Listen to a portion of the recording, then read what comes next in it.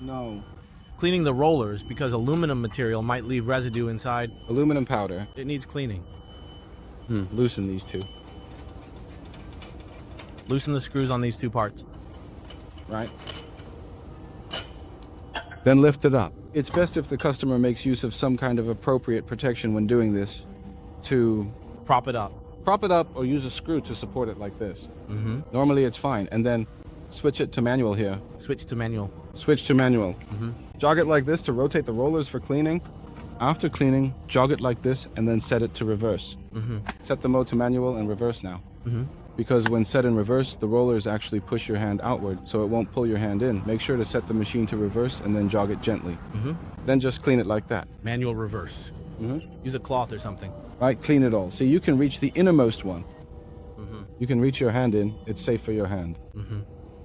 After cleaning, just close the cover and tighten the screws. Just tighten them. And that's it.